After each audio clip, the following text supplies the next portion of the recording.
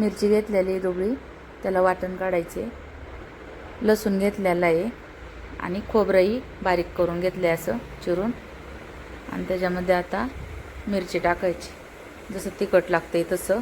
जिरे टाकले थोडीशी आणि कोथिंबीर माझ्याकडे थोडीच होते म्हणून थोडीच टाकली. आणि असं बारीक करून घेतलेलं आहे. मिरची चिरून घ्यायची आणि त्यातलं बी काढून टाकायचं. असं चिरून घेतले. थोडंसं तेल टाकायचं कढईमध्ये. तेल तापलं की आपण मिरची चांगली भाजून घ्यायची. त्याच्यामध्ये डाग पडेपर्यंत मिरची चांगली भाजायची, म्हणजे छान लागते. कच्ची राहत नाही तशी, भाजली की चांगली तेलामध्ये चांगली भाजून घ्यायची.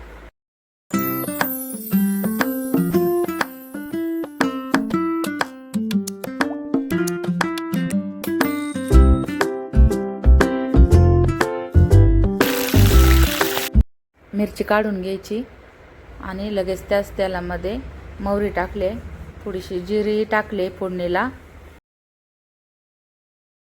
जिरी मोहरी तडतडून द्यायची. लगेच थोडासा कढीपत्ता टाकायचा आणि त्याच्यात वाटलेलं आपण बारीक केलेलं वाटण टाकून द्यायचं.